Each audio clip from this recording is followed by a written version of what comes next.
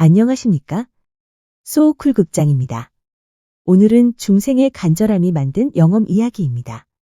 구독과 좋아요 그리고 알람 설정 부탁드립니다. 재미있고도 좋은 글로 보답하겠습니다. 이 세상에서 가장 영험한 도량, 가장 영험한 절은 어디에 있을까? 그것은 간절이라는 절이다. 간절함이 없으면 불보살의 감흥도 없다. 남의 보리함은 간절한 중생들의 기도처로 알려져 새벽부터 절에 오르는 사람들의 발걸음이 끊이지 않는 곳이다. 수험생 합격기도 진로나 취업 그리고 승진처럼 꼭 넘어야 할 고개 앞에서 올리는 기도와 집안 병환, 가족 갈등, 금전 문제 그리고 결혼 문제처럼 사람의 힘만으로는 답이 안 보일 때의 기도가 주를 이룬다. 그리고 그 기도 뒤에 관세음보살이 길을 열어주어서 새로운 인생이 눈앞에 전개되었다는 체험이 누적되면서 여러 가지 소원을 비는 대신에 욕심을 줄여 정말로 중요한 소원 하나를 간절하게 보리함에 가서 빌면 그 하나는 꼭 들어준다라고 세상 사람들의 입에 오르내리면서 보리함은 신하나 전설의 반열에 올랐다.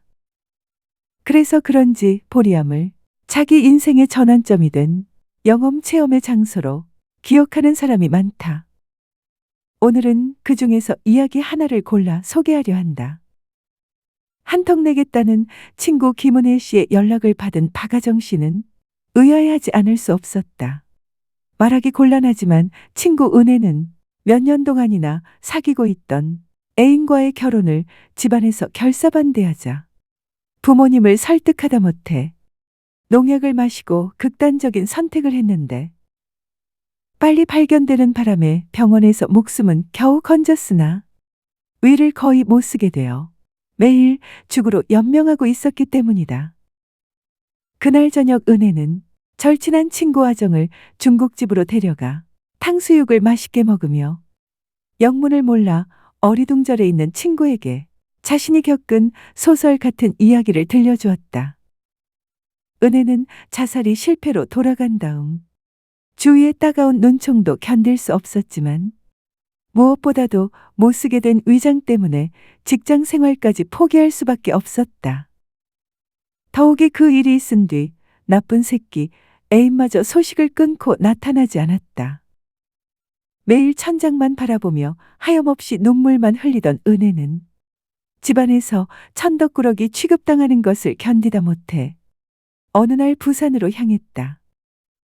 자살바위가 있다는 태종대로 가기 위함이었다.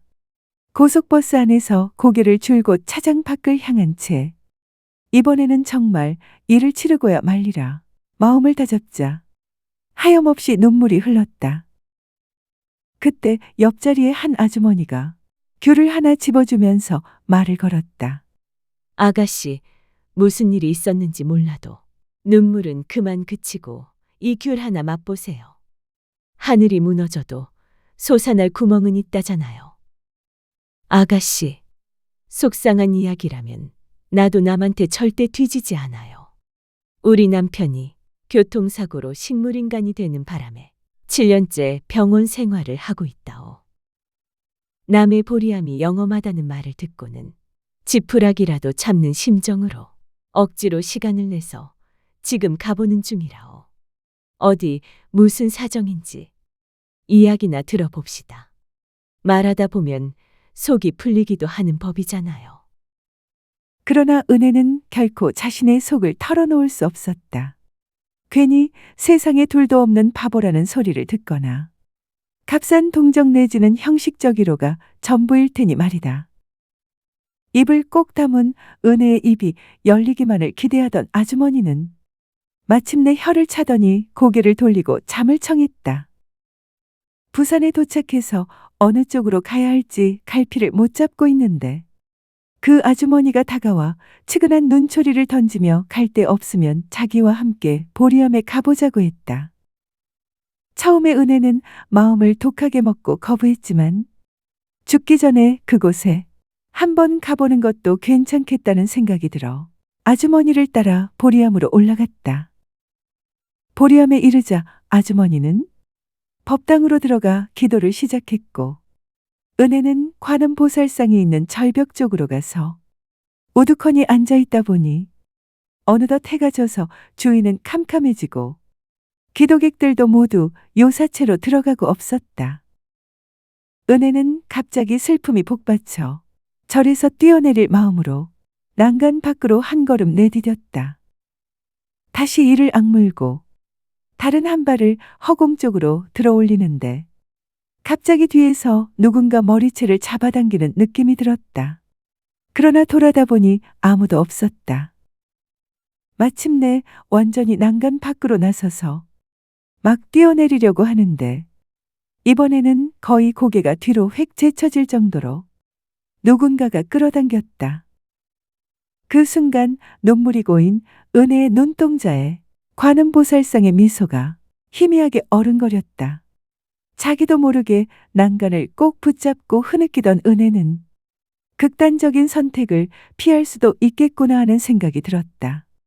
은혜는 그 길로 법당으로 달려가 그 아주머니를 찾아서는 방금 있었던 이야기를 들려주었다. 그러자 아주머니는 관음보살님이 아가씨를 살린 것이라고 하면서 지성으로 관음 기도를 해보라고 권했다. 대중들이 사는 절에서 혼자서 따로 죽을 쏘 먹을 수 있는 형편이 못 되었던 은혜는 일단 집으로 돌아왔다. 그런 다음 그 아주머니가 권한 대로 집에서 매일 정성을 다하여 아침 저녁으로 108배를 하고 매일 두 손을 합장하고 서서는 관세음보살을 부르는 정근 1만송을 했다. 그렇게 하기를 1년여가 지난 어느 날 밤 끝없이 관세음보살을 부르던 은혜가 깜빡 잠이 들었다. 그때 보리암에서 보았던 그 관세음보살님이 잔잔한 미소를 지으며 다가오더니 은혜의 배를 손으로 가르고 위장을 꺼내 약수로 씻어주었다. 희한하게도 얼음물을 마신 것처럼 속이 시원하다는 느낌이 들었는데 순간 화들짝 놀라 눈을 떠보니 꿈이었다. 갑자기 마려움을 느낀 은혜는 화장실로 달려갔다. 몇 년 동안이나 한 번도 시원하게 배변할 수 없었던 은혜는 마침내 시원하게 뒤를 보았다. 그러자 갑자기 시장기가 느껴졌다. 한밤중에 부엌으로 달려가 김치 하나를 반찬으로 식은 밥을 3공기나 비운 은혜는 감사의 눈물을 흘렸다. 죽이 아닌 밥을 먹고 화장실에 가서 제대로 배변을 본 일이 몇 년 만이던가. 변비의 고통에서 벗어난 그녀는 너무 행복했다. 그녀는 보리암 쪽이라고 생각되는 남쪽을 향해 날이 새는지도 모르고 그 자리에서 끝없이 절을 했다. 며칠 뒤 고맙다는 인사를 드리러 종무소에 들르니 직원 이은정 씨가 주스를 권하며 친절하게도 여러 가지 자료를 준비해 주었다. 그 잠깐 사이에도 기도 문의하는 전화가 계속해서 걸려오는 것을 보니까 가히 보리암의 유명세를 알만했다. 내려오는 길에 보리암 입구에 있는 불교용 품점에 들러 10년 전에 보리암 종무소에서 일했다는 보살님을 만났다. 당시 23세였던 그 보살님은 얼굴이 너무 못생겨서 결혼할 수 없을 거라는 생각에 빠져 무척 힘들어했는데 보리암 스님이 좋은 도량이 있을 때 좋은 사람을 만나게 해달라는 기도를 해보라고 했다. 그 말을 듣고 2년 동안 바쁜 종무소 일 틈틈이 조석으로 108배를 드리며 2년 기도를 했는데 놀랍게도 결혼하자는 사람이 나타났다. 뭐 부자로 사는 것은 아니지만 신랑은 정말 좋은 사람을 만났다고 생각합니다. 원래 이 자리에서 친정 어머님이 좌판을 깔고 노점 장사를 하셨는데 지금은 이렇게 제가 친정어머니 뒤를 이어 이 소박한 가게를 운영하고 아들, 딸 놓고 행복하게 삽니다. 꼭 기적 같고 드라마 같은 영업만이 전부라고 할 수 있을까? 지금의 남편을 만나게 된 일을 감사해야 하는 보살님의 넉넉한 말씀에 은혜는 가슴이 절로 푸근해졌다. 그리고 실제로 은혜도 얼마 안 가서 건강하고 성실한 사람을 만나 축복받은 결혼 생활을 하게 되었다. 보리암은 경상남도 남해군 금산 남쪽 봉우리 아래 위치한 대한불교조계종의 사찰이다. 금산은 해발 681m로 기암괴석과 숲으로 이루어져 예부터 소금강이라 불리던 남해의 명산이다.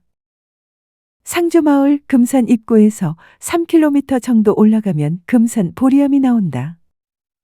금산 보리암은 강원도 낙산사 홍련암과 인천광역시 강화도 보문사와 함께 우리나라 관음신앙의 3대 기도처 중 하나이다. 다른 한편 보리암은 남해 용문사 화방사와 함께 남해 3대 사찰이기도 하다. 보리암의 관음보살은 자애로운 미소로 찾아오는 모든 기도객을 반갑게 맞으며 중생들에게 나누어줄 한량없는 복덕이 담긴 보병을 들고 오늘도 남해 앞바다를 내려다보고 계신다.